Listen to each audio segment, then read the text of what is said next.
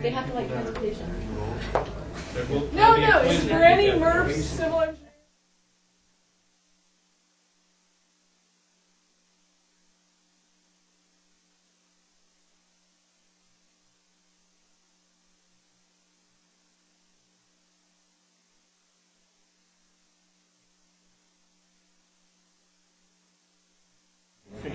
Yes, you can put, no, that's, I didn't want to get too sidetracked in that. But, okay, so I'm going to go ahead and introduce. I think we're ready. Okay. My name is Jennifer Dale. I'm with the School of Urban Studies and Planning, and along with Rob Bettini over at Civil Engineering, we organized this seminar. And I am going to introduce today's speaker, Kay Dannen with Shiels, Obletz, and Johnsen, talking about the Portland streetcar. And she, one thing at least, is going to explain why Shiels, Obletz, and Johnsen is involved in the streetcar. terms of the streetcar. I'm going to turn it over to her, and then I want to remind you guys, because we are live on the web and archived on the web, when you do ask questions, you have to remember to hold the touch button down during the entire time you were speaking, and then leave it up, or take your finger off when you're done. And I believe Kay is going to ask maybe to hold questions until the end, but I'll let Yeah, if we could do that, very possibly during the presentation, the question might get answered. I don't see any reason to be repetitive. I expect some challenging questions from you folks, so I hope I'm up to it today. Like Jennifer said, thank you very much for allowing me to come and talk about one of my favorite subjects, which is streetcar, Portland streetcar. I'm a community relations manager. I've been with the project about 4 years, so I started before we started construction on phase 1 and 2, formerly with TriMet for about 10 years and worked on their light rail projects. So I have quite a bit of light rail experience as well as transit experience. I owned a travel agency before that, so I guess I've always been in transit. Like I said, please hold the questions, and I'm sure there'll be plenty of time to answer. I'll answer as many questions as I can. Let me give you a little bit of background on streetcar, why it's here. In the early 70s, Portland put together a downtown city plan which included a circulator. That plan, or the portion of it that didn't go forward until the early 90s, was the circulator. And there was a lot of discussion then on whether the circulator should be added bus lines, electric buses, light rail, a number of different options. Our Citizens Advisory Committee for Streetcar, which is a volunteer committee, was formed in the early 90s, about 89, 90. I have some members of that committee that have been on it for 10 plus years and go to monthly meetings and participate just because they love to help. They got together, met with many of community representatives, started talking about what kind of transportation option we should have in downtown Portland, if indeed we should go bus, light rail, or whatever. Also started talking about the route that we should cover. TriMet, as you know, has been spending more and more time devoting some attention to the suburbs. They've ended up with a situation where they've got an awful lot of people commuting from suburb to suburb and really not adequate coverage. They also weren't in a position to add additional transit service between Northwest and downtown. So the city came in and said, okay, the neighborhood wants to put in fixed rail. That's what was decided. We'll take over some holes that you have, and we'll build a streetcar system in downtown Portland. And then a number of different routes. It was first called the Central City Streetcar. We were only going to be within Portland City, only downtown. Northwest says, hey, you know, we need some service up here, so they were included in that study. So they looked at Johnsen, they looked at Lovejoy, Northrop, 10th, 11th, 14th, 16th, the park blocks, spent quite a bit of time, and this is before I was involved, so I don't have a lot of history on that, but I know they spent a lot of time out in the community discussing what route should be taken. It was determined then the existing route, which follows I'm sure most of you have been on it, and remind me, I've got some free tickets for everybody today that wants to go into Northwest, because we're going to start checking fares very soon on a more regular basis. That's been a nemesis.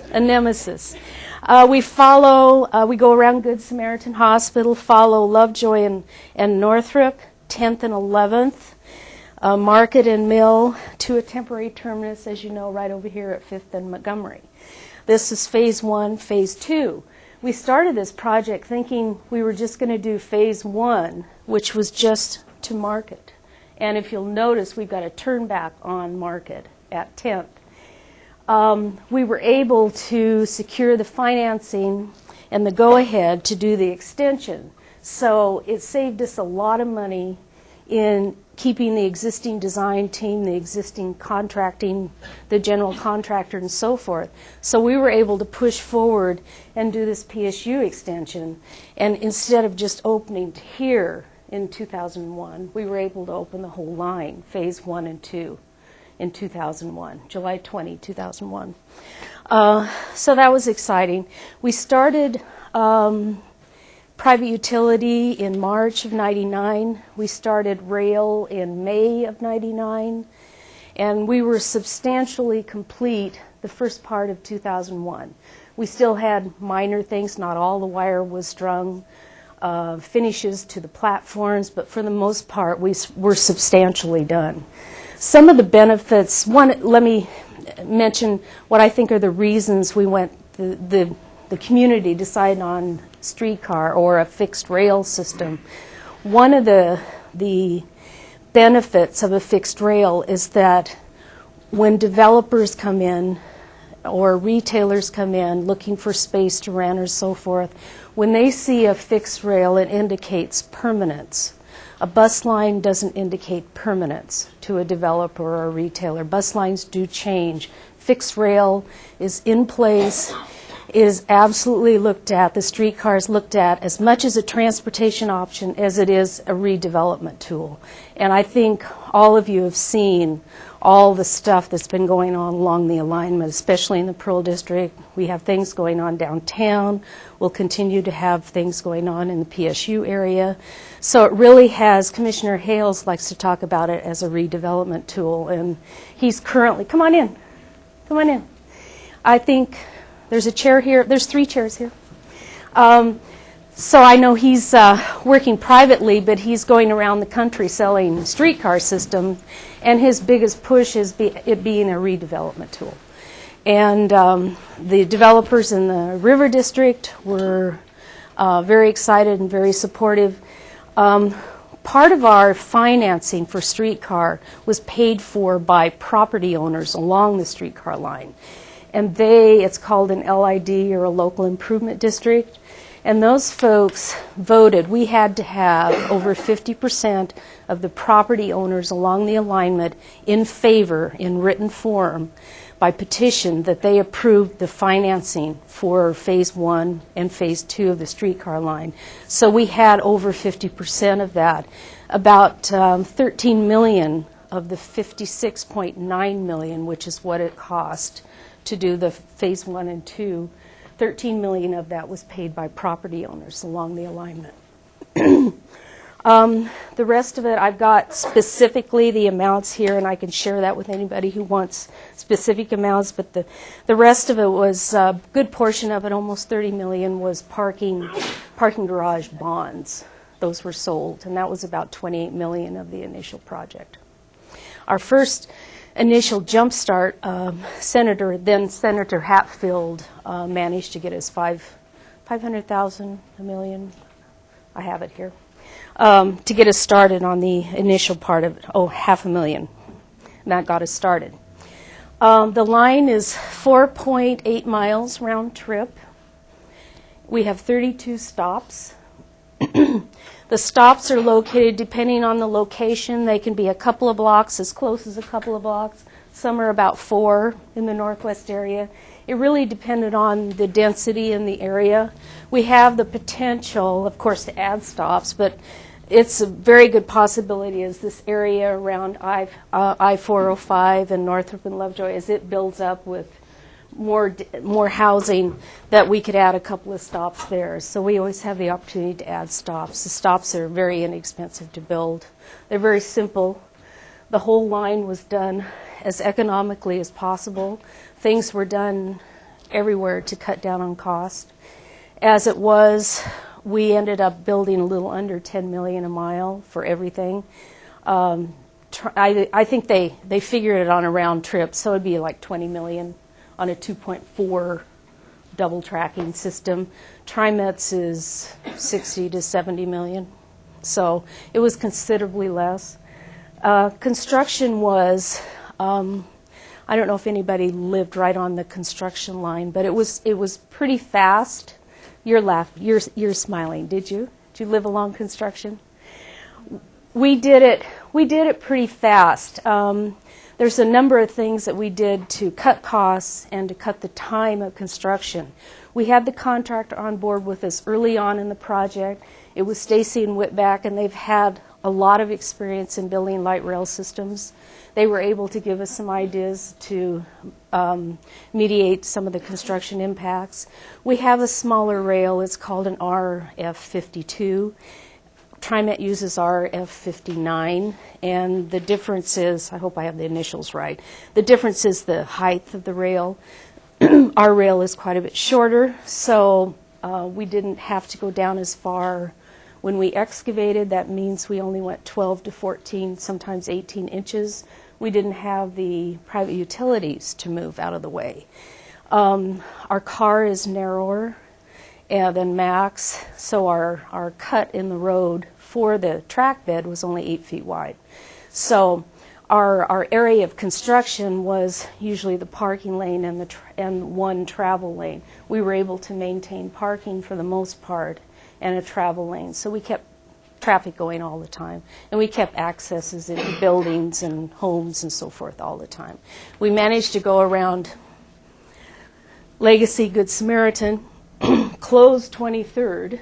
We said we thought it'd be 6 weeks. We did it in 3 and managed to keep their emergency door open the entire time, never had an incident. That was tricky. We had some pretty sophisticated communication equipment so that we could accommodate the ambulances when they came.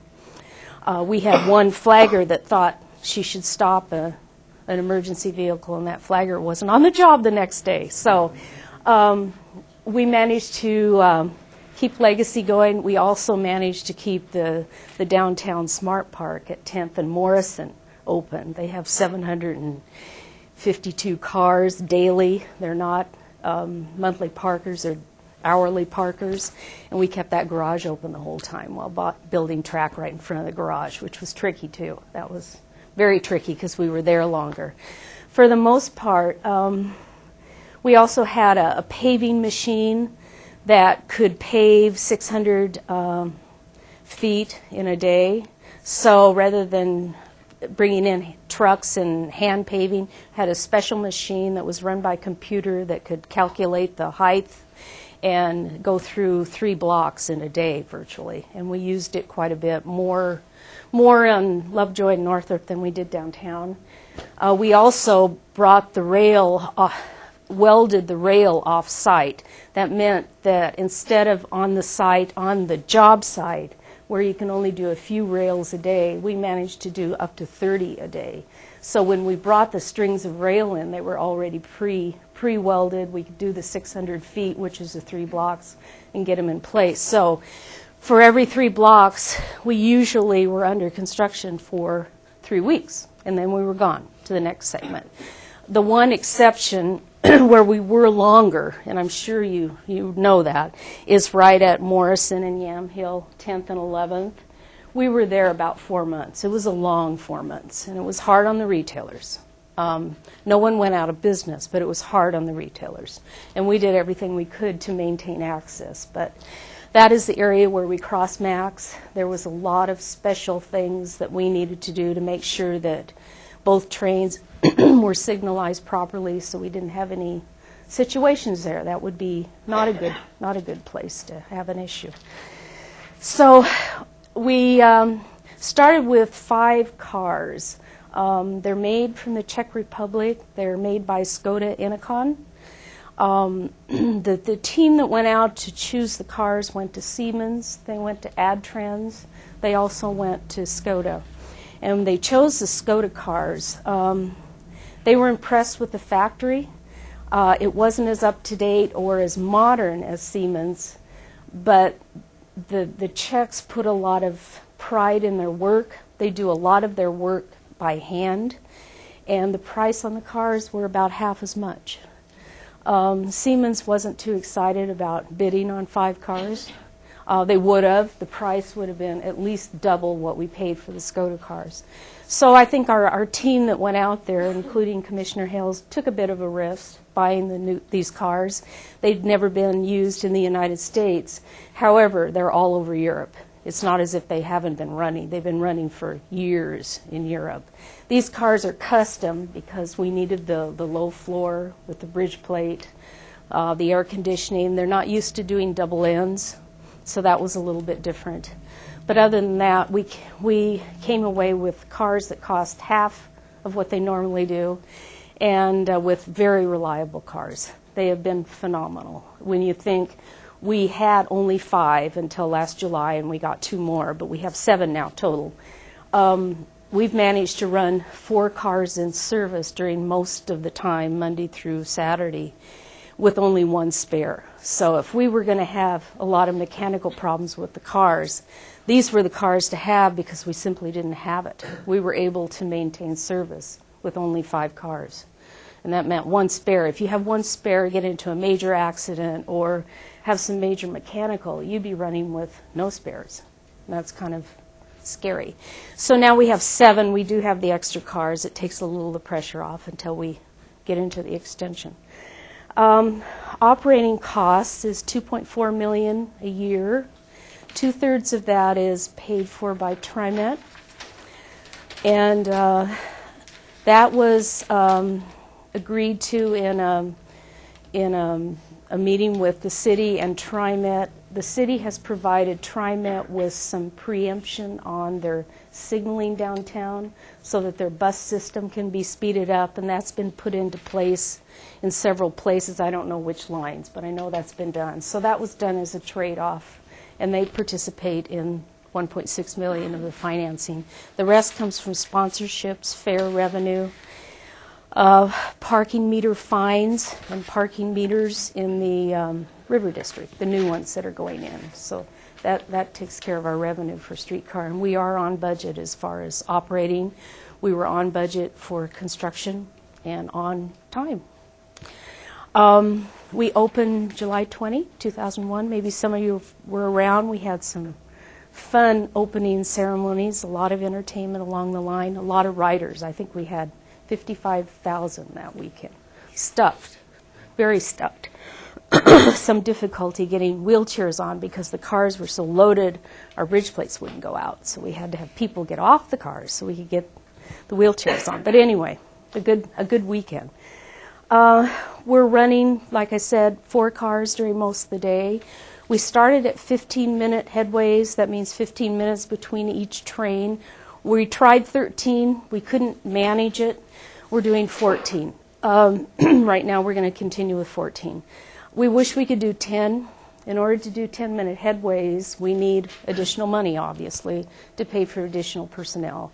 So the ideal, or the goal, eventually, is to get to 10-minute headways. That way, Max is so terrific going through downtown because it's so fast. I mean, I don't use a schedule when I ride Max. I just know there's good. If I missed one, 6-7 minutes, there's another one, depending on the time of day. So if we got to 10-minute headways, we probably wouldn't even publish a schedule. Usually they say anything over 10, you need to publish a schedule. Anything under, you don't. We have a website. We have a 5-station schedule on the website. It's www.portlandstreetcar, all one word, .org. I'm just in the process of doing quite a bit of updating on it, but it does have the schedule, it has the map, it has a lot of information on it. So feel free to log in and email me if you have questions, like lots of other people do. One of the things that we've had to work around. Obviously, we've had some glitches and some things we've had to smooth out. One of the things that we've had some problems with is the fare machine. They told us when they installed the fare machines that it would take coin only. That has been probably our biggest complaint of anything, because people don't usually carry around 5 quarters. So we've been very lenient on the fare inspection. We feel that people really want to pay. They don't have the 5 quarters, they can't pay. So, but we have put on dollar bill and $5 bill acceptors. They will be effective on Monday. And I'll have customer service, actually PSU people. Maybe some of you are helping. I don't know. Are you? Oh, good. They're going to start. Are you? Oh, great. They're going to start riding. You get a polo shirt out of it. They're going to start riding the trains on the 12th for a couple of weeks to take a fare survey and to help people with the fare machine. And then we will have superintendents on board checking fares. Lately, our biggest complaint hasn't been the acceptance of quarters. It's been all the people that aren't paying. It makes people angry when they're on the car, they've paid their fare, and people are not paying, or at least they don't think they're paying. We do have the same fares as TriMet.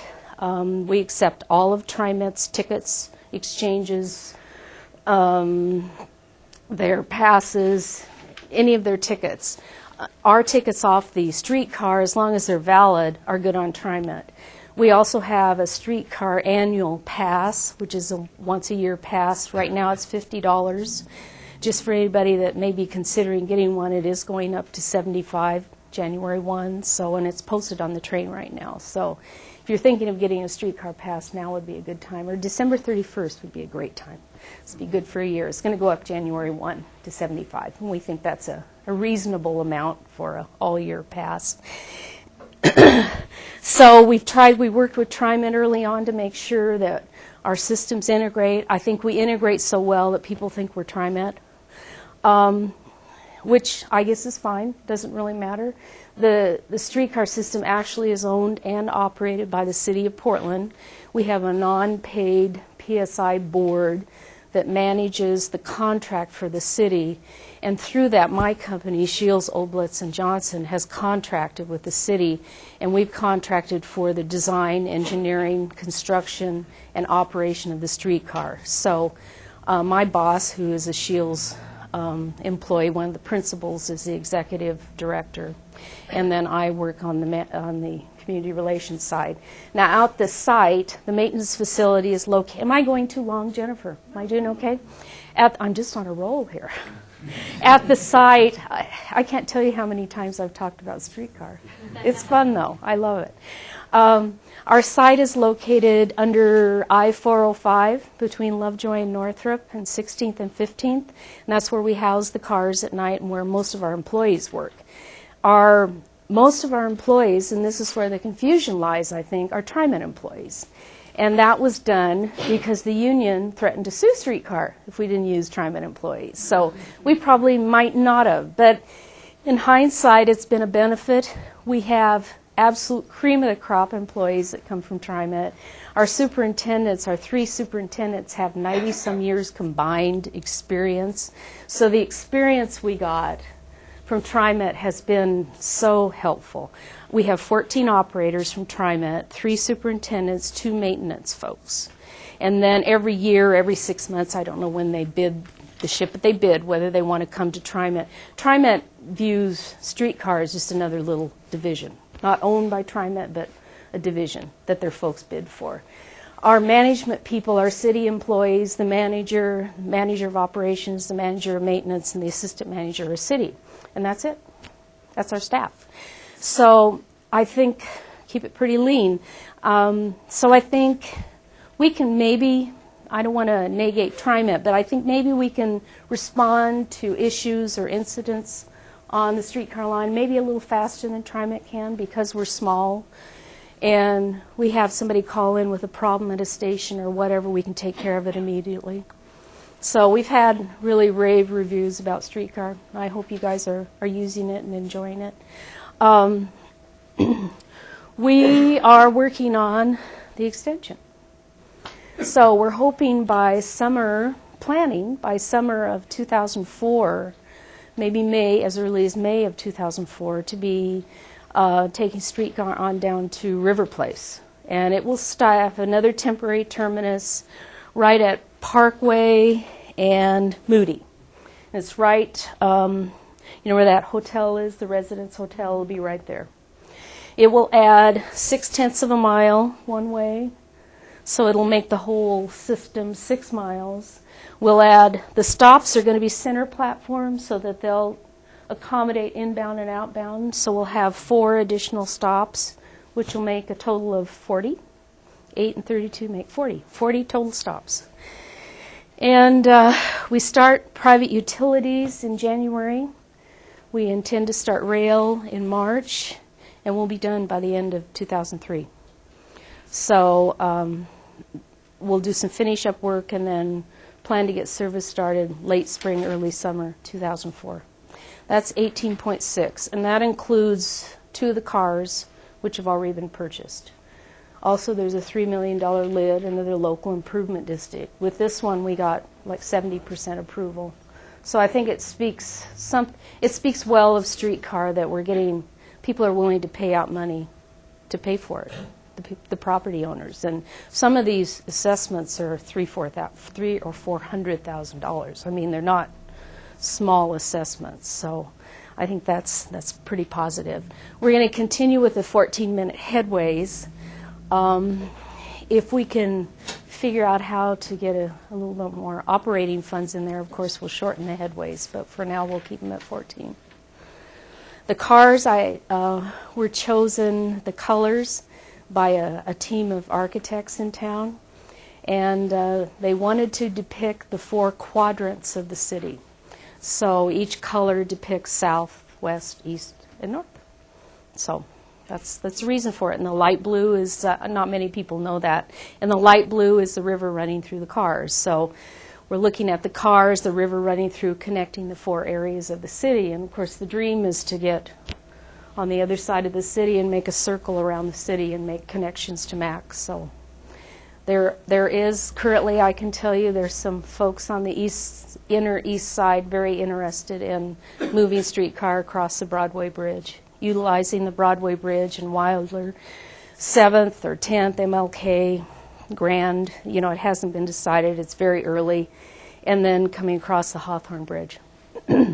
So TriMet's looking at extending Streetcar to Lake Oswego. That's their plan. We don't know that it's Streetcar's plan, but they're looking at that. One of the things Streetcar did do, it did relieve TriMet of increasing any kind of service they might have from northwest to this area. This was pretty lightly served going this direction, so by putting Streetcar in, they were able to, they did not need to increase the service. You'll notice, though, on Lovejoy 17 and some of the bus lines that used to go down Lovejoy still do. The reason for that is that they go different. They start different places, they end up in different places. So it's not a duplication of service. People, and one of the nice things is that TriMet is sharing 13 of our stops. So we actually own the stops, but we let them share them. They've got their frame map up there with their routes and so forth, so that there's no point having 2 stops when one will adequately serve both bus and streetcar. So since we operate in the street, it seemed to make sense to do that. It doesn't make any sense not to. We took very little parking, and we operate on the city streets. The only place where parking was removed were the stops. We took 3 to 4 spaces, depending on the stop location. So that was a positive thing, I guess. We have a few areas where we have control of the lights on all the corners. We have the opportunity to control all the lights like Max does if we need to. We haven't found that to be an issue. We've been able to maintain the 14-minute headways without having control over each of the intersections. So our streetcar runs along just like a truck or a car. The streetcar is 66 inches wide, or 66 feet long, and a little under 8 feet wide, a little bit narrower than a city bus, and about the third the length of a double Max car, so quite a bit smaller. Sponsorships are We sponsor the cars, that $15,000 a year. PSU has a car. And the stops, and we have a restaurant guide brochure that we have restaurants sponsoring. Okay, I know you got tons of questions. Yeah. Looking at the map there, it looks like you're no longer planning to cut diagonally through the block across the streets. Actually, you bring up an interesting question because that's been brought up again in the last few weeks. PDC is looking at that. I'm sorry, which? Sorry. We've got a diagonal through your PSU. Originally, south-north, when it was planned, they were going to go diagonally in through this next block. You know where the Jasmine Tree is? That property would need to be purchased. It'd go this way. We have worked all along thinking we'd need to circle the block. It's a little harder. PSU had designed this whole block to accommodate light rail. So it was pretty simple for us to put streetcar through it because all the buildings were designed that way.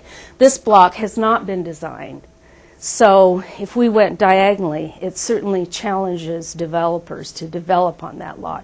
You lose quite a bit of the land by going diagonally. But it's been brought up again. So the project is for it. It would save us quite a bit of money, actually. Because we wouldn't have, there are water lines, sewer lines on 3 sides of this we have to remove. We could eliminate that. We could stay out of the travel lanes on both these streets and just go straight across. So it's still out there. It still may happen. Yes? Kay, how much have been the ridership losses on the number 15 bus line as a result Don't of the know. opening of the Haven't done anything on that, and you'd have to ask TriMet. They keep track of their ridership. I don't think there has been, actually. You know why TriMet has cut 3 of the rush hour buses on that line? No, don't have any idea. On 15 specifically? Yeah. Didn't know they had. Don't have any idea. Maybe it was ridership. I don't know. Can you give some detail on the alignment going down to River Place? I'm just curious about, especially crossing over at NATO. It will go outbound. It will go down 5th, straight down Harrison East. You can come up. In fact, I've got an alignment map over there, too. You can take a peek at. There's a new Harrison connector. I should have brought that up. I'm glad you asked that. Being built. And that's been on PDC's books for quite some time. So there's a new road that we will also construct. That will make a road and streetcar. It will go, we cross at street level, NATO and Harrison, and then we start this new road, which takes off to the south into that bank. There's kind of a hillside there. And then we turn and cross right where this light is on Harbor Drive at street level and go on River Parkway. Yes. For this new extension, what is the percentage of ridership compared to the phase 1 and 2? Haven't done it. Haven't computed it. Yes. Just as a matter of, I guess, technical specifics, I can't remember which way it goes. Do the streetcars could actually run on the light rail lines? Is that correct, or is it vice versa? No. Max can't run on ours. We don't have the infrastructure under the line to accommodate the Max vehicles. They're quite a bit heavier. We can run on Max, and the purpose for that was to take our cars out to their maintenance facilities. They have much bigger facility than we do in case we need to have some major stuff done. So far we haven't had to do that, but we've got a turn back at 10th and Morrison where we can bring the streetcar and put it on the Max line. Yeah. I'm just interested, how much fare box revenue are you expecting in the next year? Well, it was about 70,000. We projected 100. We didn't make 100. It was about 70 last year. I would anticipate, and that includes the annual passes, I would anticipate that that'll go up to 100. Yeah, I think so. It'll be 90 to 100. Because we are going to check fares, and we will have the capability of taking the $1 and $5 and give change. Yeah. So, are you getting whole new fare machines? Is that No, what's it's gonna be just instituted? a little box that was retrofitted on it. No. I don't know why they told us they couldn't get us one originally. I think they just didn't pay much attention to us. Sometimes communication between the Czechs and us was challenging. Yeah. Is Siemens, is that a U.S. company? Siemens, Germany. Germany. Okay. Adtrans and Germany. They made the Max, this Type 2 Max. Yes. What would it take financially to reach? What would it take financially to achieve the 10-minute headways? About $400,000 a year, 2 more employees.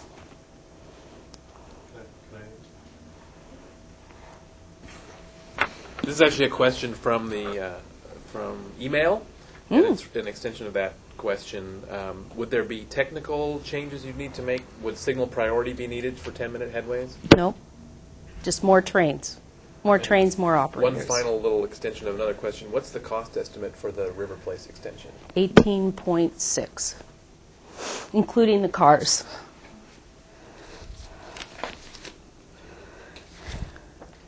$18.2. Yes. I was wondering if you could comment on the benefit you see running at 14-minute headways versus 15 minutes where the trains would come in consistent Not really. time each other. I'm not so sure we shouldn't have left it at 15. In fact, I got an email just the other day. We're trying to cut the time. We're thinking more customer service. But I got an email the other day and said, the 15 minutes were easier to compute. There's 4 15 minutes in an hour. So maybe the minute doesn't really matter and we should have stayed at 15. You know what? It just it ends up with the operators getting more of a break. Is actually what it is. Yeah. Hey, what's your ridership numbers and your cost? Oh, I should have mentioned that. We're at about 4,800 a day, Monday through Friday. Saturday's about 38, and Sunday's about 33. And TriMet's been doing the counts for us. They've been doing them routinely, as like they do the TriMet counts. Our yearly last year, got to put my glasses on now to read. I hate this. Our yearly was $1,350,000, which was about 150 over projection. So feel good about that. We had no injury accidents last year. We did have a horse run into us. I'll have to tell you about that. We had we were at pulling up to 11th and Clay, and the old church had a bride and groom on one of those rented buggies, and this horse got skittish. Our driver slowed down because he had noticed that horse a day or so before, and he's kind of skittish. He rammed, not him, the horse, but the apparatus into the car, and it broke 2 of the doors and 2 windows. So we did quite a bit of damage to a car. Bride and groom still on the buggy. So, yeah, what a ride. And then we did have about a month ago a Jeep Cherokee, a young lady, go through a red light on Market on Broadway. She was on Broadway, going at a very high speed. She knocked the car literally 20 feet off the tracks. So no one was hurt. We've had no injuries. We've had 11 hours of interrupted service due to accidents. So 11 hours interrupted out of a total of 19,600 hours. And then our reliability of service was 40 hours of interrupted. Most of that is for the parades, and 19,599 hours. So we feel pretty good about the service we've been able to maintain. We also have Next Bus hooked up at most of the stops. What Next Bus is, it is a satellite system hooked up to a GPS tracking system. It'll tell you at each stop when the next 2 trains are coming. It's also on our website, and on the website it actually tells you the next 3 trains. I know people use that if they're on the line and they need to catch a streetcar. They'll pull it up on the computer. 10 minutes. I know when I need to go down to the stop. So that's been good. A couple of times when I've been riding the streetcar, it stopped because a car is parked in the tracks. Mm-hmm. I'm wondering if you've noticed this as a problem and what you're doing about when it? we built it, that was one of the things we thought would be a monumental problem.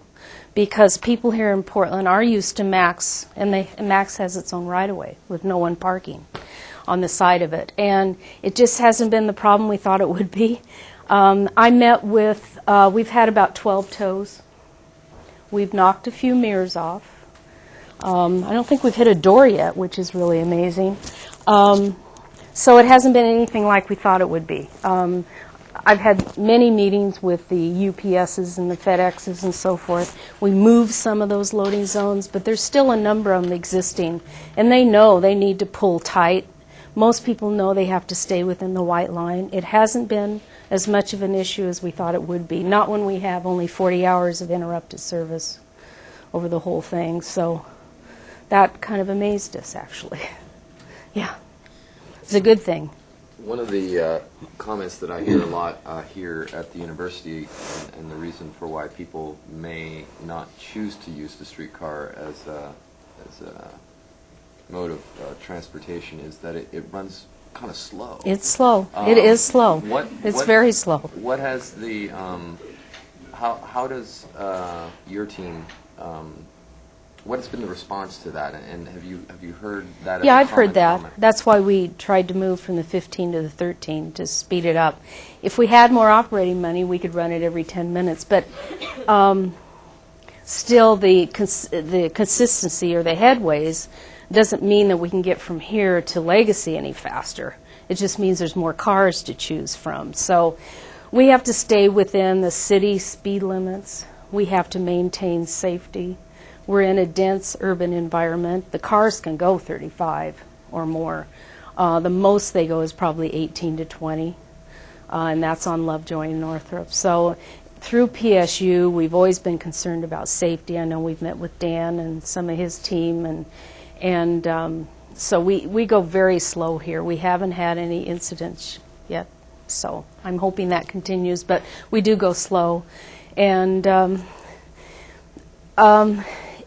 I still say that if you're in a car, which driving a car is fine, but if you're in a car and you're parked here, by the time you get from your building to your car and move out of your parking space and drive to somewhere in Northwest and find another parking space, you could have gotten there as fast on the streetcar. I believe that. I don't know that you can get there any less faster, but I think your time would be about the same or more. Plus you have the convenience of not worrying about a car and not paying for the parking and all that stuff. Yeah. Is there any funding for design and engineering of an extension down Macadam yet? Yes. Will the survey that's going to happen coming up for the price change? Excuse me? The survey for the price change? Uh-huh. Will that include comfort level of riding on the streetcar, like personal space? Well, we might think about that. We hadn't thought. The survey we were going to do is surveying how people pay, whether it's by TriMet pass or transfer or annual streetcar pass. That's the survey we've used. We hadn't thought about enlarging it. You might email me with some ideas you might have. I mean, we haven't made it up yet, so we could certainly do that. The streetcar itself has 30 seats. We took one out because we were having some problems with a couple of the scooters getting past in the low floor area. So we took a seat out and we moved the fare box back against a window, so it gave more space to move around. We had a tour from the U.S. Access Board here about a month ago, and we chartered a streetcar because they had so many wheelchairs, but we had 9 wheelchairs on board, and it wasn't that crowded. I was amazed. So that low floor space has been great. And we also designed the car with less seats because we felt that people were going from 2 or 3 stops to the next 2 or 3 stops, and they would just stand. And that's been exactly what's happened. We found the streetcar as a circulator, which is exactly what we envisioned it. It's not a commuter. We don't have the heavy morning, heavy evening as much as you'll see on mats. We have people moving back and forth between neighborhoods all day long. So, yes? Have you done any surveys of retailers, especially in the Pearl District, given that there are typically winners and losers in any kind of investment, to learn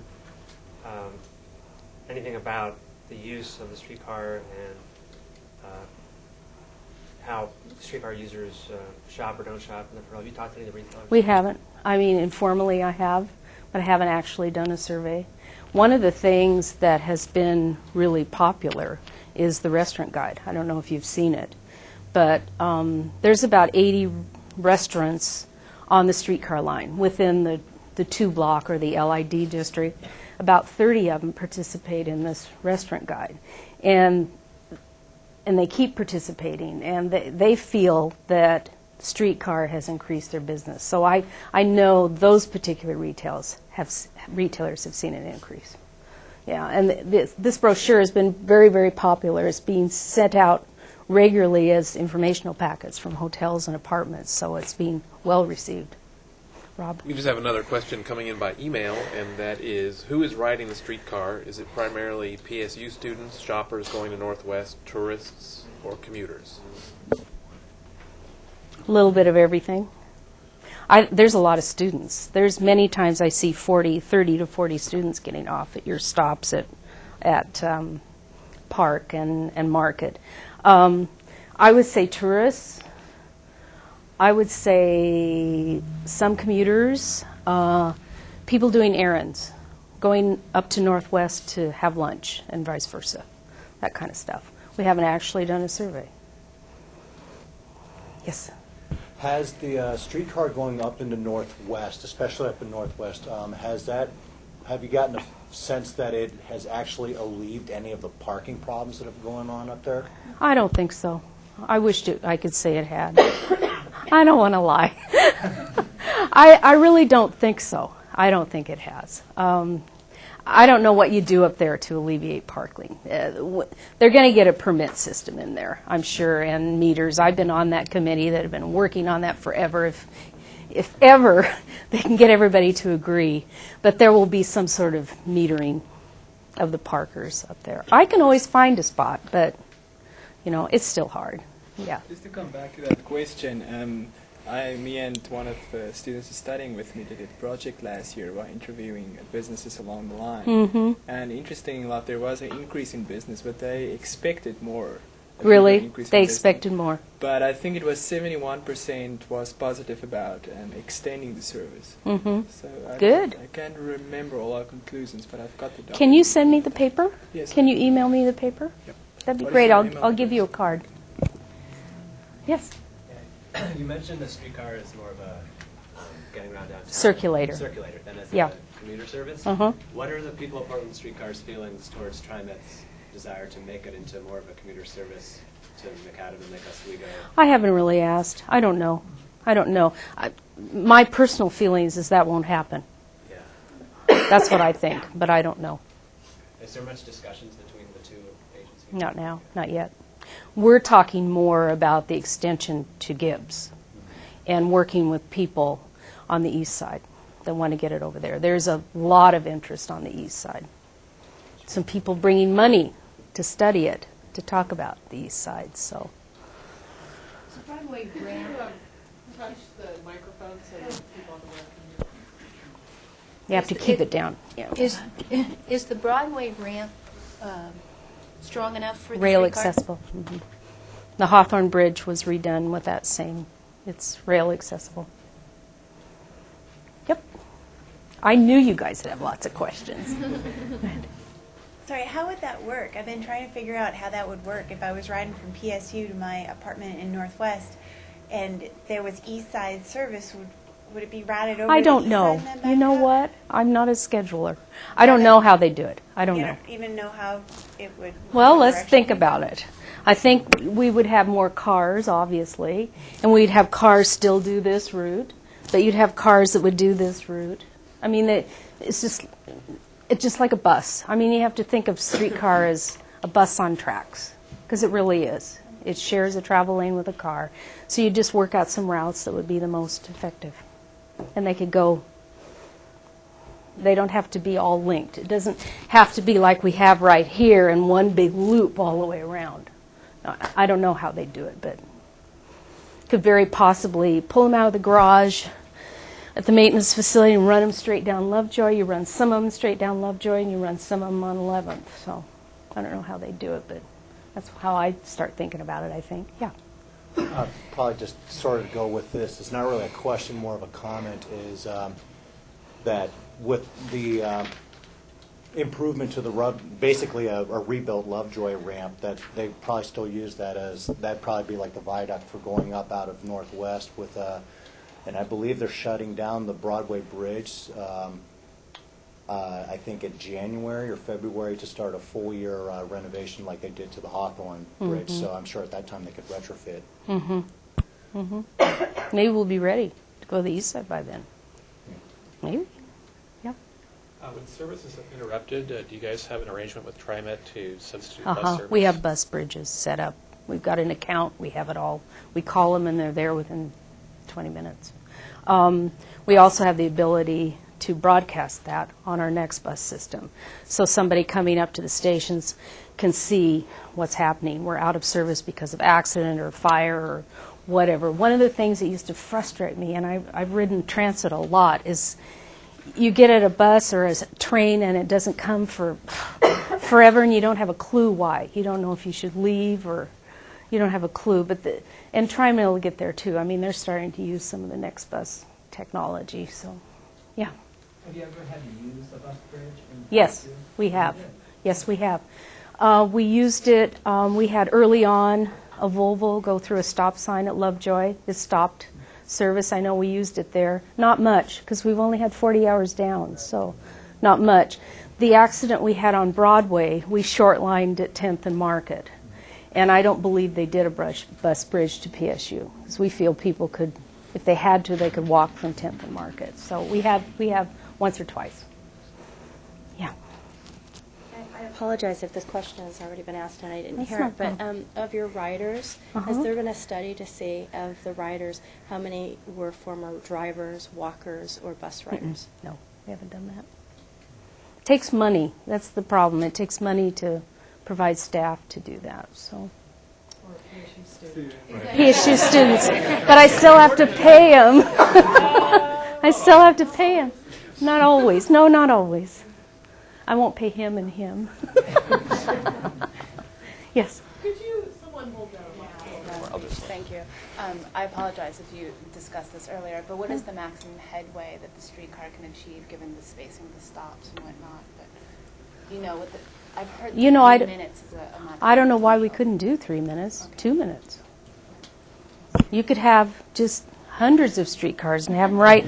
It just cost a lot. Well, at some point, as far as the light rail, there's the safety and the Correct. I don't know what that technically is. Okay. Our streetcar runs slower. It's smaller. It doesn't take much to stop. Yeah. I have somewhat of a response. I think your limiting factor would be your max crossing. Probably. You couldn't go. You have to give each other the right of way. Right, we do. I know TriMet is going to have a real problem when they open up the interstate line, because on the outbound interstate trips they cross over the eastbound and westbound max. Right.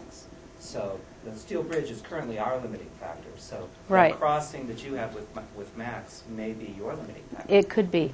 It could be. Early on, we were having problems getting across there.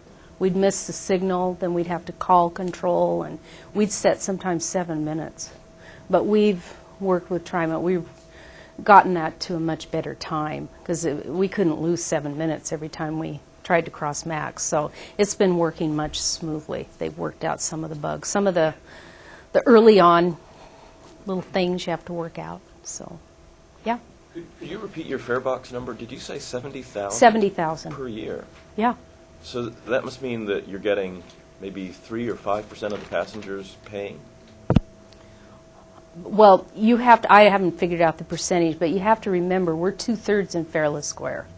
So there's only, I think, 8 stops, right in here is where we collect fares, is all. Did you consider not installing fare machines? Yes, we would have liked to have gone fareless.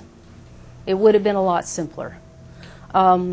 Absolutely. Northwest District wouldn't let us do They were very concerned, and rightly so, that they would have parkers parking in Northwest and using a free system, which probably would have happened. Even $1.25 will keep people from doing that. So they would not, they were adamant about doing that. And we still may go fareless. If they work out a system where they've got the meters and the permits, one of the first priority for that funding would be to subsidize streetcar to go fareless. It would be much easier. We can't afford to hire a fare inspector. I mean, it costs more than our fares that we collect, so. It would. It would. It makes no sense. It makes no sense. But we will have superintendents riding the train starting December 1, checking fares. Yes, speaking of working out the bugs, I had heard there had been some problems in wet, rainy weather of getting up the hills with the cars. Has that been worked, or there's never any problem with the grades? No. Okay. No. One of the things with the extension, Vintage Trolley, as you know, operates on Saturday and Sunday. We'll have a turn back or a crossover, whatever decides here, because Vintage Trolley can get down this hill, but we can't get it back up. So Vintage Trolley, because of their system and how they're built, will do a turn back here. They won't be able to go to River Place. So they say. We're still discussing that with Heilig and some of them over there. It'd be kind of fun to see if we can get it down and get it back up. We have quite a grade on Harrison. We're going to be working on that grade somewhat, but we can accommodate a bigger grade than TriMet can. Yeah. Along that new Harrison alignment, are there properties there that are going to need to be vacated, or No. can't think of what's there No, right now? there's nothing. We have a few trees. There's a few trees, but right now, PDOT and ODOT own most of this. And there's a developer buying one of these properties, so. So is that international school? Is that international school? It's in here Okay. somewhere. There's no properties. Yeah, there's no properties taken. If we did this, obviously the Jasmine Tree would be purchased.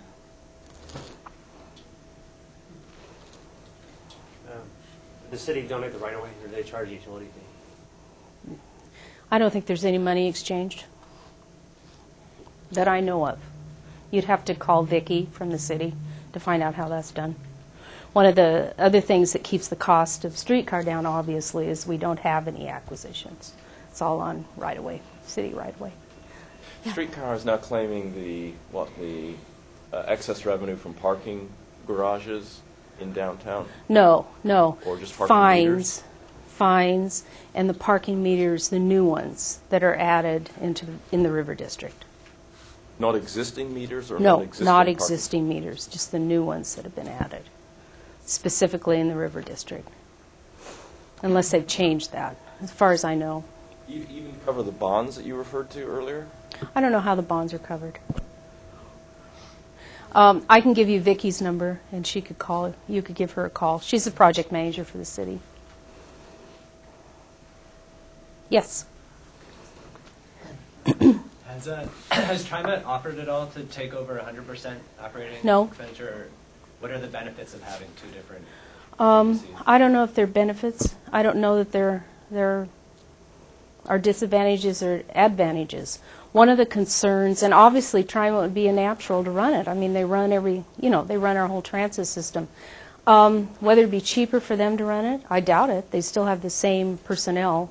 One of the concerns with streetcar is that streetcar would maybe lose some importance with TriMet. TriMet's got a big system. The streetcar line is just a little piece of it. How much attention would they pay to it? And in order for a streetcar, and I'm not saying they wouldn't, don't get me wrong, but they have bus lines that carry as much as the streetcar does. Number 5 does, I know, and I'm sure there's others. Well, they're longer, but I'm not sure how much attention they would have paid to it to make sure that it was successful. We're working really hard to make sure it's successful. We've made some changes to accommodate some ADA concerns. We're going to continue to make some more modifications. So we're building up a few of our stops where we found we are ADA compliant by the law, but we were having some some complaints from some of our wheelchair customers that they were too steep. So we're raising some of our platforms a little bit to accommodate that bridge plate. The thing that would accommodate it the best would to make the bridge plate longer. But that means a pretty massive retrofit of the car. Lots of money. It's a lot less expensive to build the platform up a little bit. So we're working on those issues and the signage to go along with it. Yes? Do you have a sense of how the extension to the River Place would affect ridership? We haven't done any studies. We're thinking 400 to 500 a day. That's an estimate. There's a lot of people that live down there. There's a lot of people at Portland Center Apartments. Many of those people don't have cars. Right now they walk up to the PSU and use it, so which wouldn't add, obviously, but we're thinking 3 to 500. Get us over the 5,000 mark. We'll be over it for the end of the year. Yes? Regarding the business owners who approved the local improvement district, Mm-hmm. what reasons did they cite for their approval, and have they achieved their own goals to pay for what's increased in their property taxes? Well, in talking informally to some of them, and not all of them, the Pearl District is having incredible success with their condos that they're selling, as well as their rentals. Kearney Plaza, I know because I talked to the project manager. Kearney Plaza was 99% rented when it was only 60% completed, rented or leased. And they attribute some of that to Streetcar. They will tell us that. They send out Streetcar information with every single packet that goes out. Some of the other I haven't talked to every single apartment, but I have talked to individuals in some of the apartments, and many of these individuals don't have cars, and they love Streetcar because they can get around easier. And there's more service taking people up and down here and over to here with Streetcar. There's a lot of lower income housing through here that can get up to the hospital much easier. So, I mean, I think it shows when it tells me that things must be a positive. It's certainly not a negative, but it must be a positive if they're using those brochures and all their informational packets. So, all these ideas that you folks have, if anybody wants to feel like volunteering to do some surveys, I'd love that. It might be fun, might be interesting. You could write a paper. Yeah. Would you? Okay, sure. I'm gonna hand out my cards. Cool. I love volunteers. Who needs some free tickets? Why don't I'll just put some on each. And these are Streetcar only. These will take you up in Northwest. Oh, you don't need one. People that have transit passes don't need these. Uh-huh. Yeah. People on the web are going crying. They are. They should have come. We should have come. Can you hand his card down to that gentleman down at the end? Who else was going to send me that paper?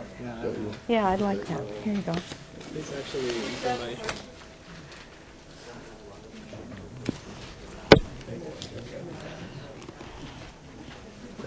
I want to thank Kay for coming and giving the presentation, and wanted to make a plug for next week. We have David Hampston, one of our MERP candidates, talking about a GIS and statistical evaluation of bicycle level of service in Northwest Portland.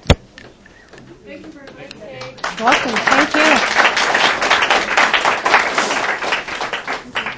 And just a reminder to the students enrolled in the class, the ones that are enrolled with me, I actually tried this time to write down if you asked a question, but you can check if I got you, and then you didn't turn in a question to me as part of your class assignment.